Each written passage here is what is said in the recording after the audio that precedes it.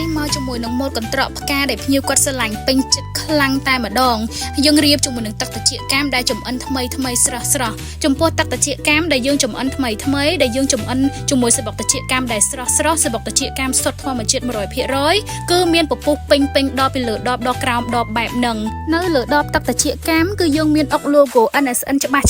សម្គាល់ថាជាផលិតផលដែលចេញពីក្រុមហ៊ុន NSN ពិតជាសបុកត្រចៀកកាមសុទ្ធធម្មជាតិ 100% ដែលចំអិនតាមស្តង់ដារតាមបច្ចេកទេសត្រឹមត្រូវការចំអិនដោយយកចិត្តទុកដាក់ខ្លាំងបំផុតលើគុណភាពនិងអនាម័យអញ្ចឹងហើយទើបទឹកត្រចៀកកាម NSN តែងតែទទួលបាន feedback ល្អ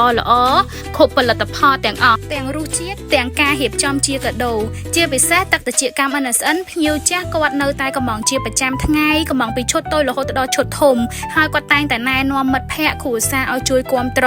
សម្រាប់ភ្ញៀវថ្មីគឺកើនឡើងជាប្រចាំថ្ងៃតែម្ដងដោយសារតែគុណភាពជាមួយនឹងរសជាតិកន្លែងមកមើលជាមួយនឹងឈុតកត្រកផ្កាគឺភ្ញៀវនៅតែស្រឡាញ់ម៉ូដនេះតាំងពីថ្ងៃបុណ្យចូលឆ្នាំខ្មែរប៉ុន្តែយើងឌីហ្សាញខុសគ្នាតិចទៅតាមបុណ្យទាននីមួយភ្ញៀវនៅតែពេញចិត្តហើយសម្រាប់ថ្ងៃបុណ្យ Father's Day ខាងមុខនេះគឺយើងមានការបញ្ចុះតម្លៃ 10% និងថែមជូនចំហួយសបុកត្រចៀកកាមមកកំប៉ុងការប្រម៉ូសិននេះគឺយើងធ្វើពេញក្នុងខែ 6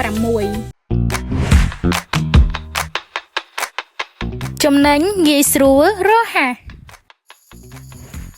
មាន NSN Mobile App ទិញផលិតផលសបុកត្រចៀកកាមប្រភេទណាក៏បានទាញយកកម្មវិធីតាមរយៈ App Store ឬ Play Store ខាប់ឆ្ងាញ់ស្អាតសុខភាពល្អទុកចិត្តទៅលើ NSN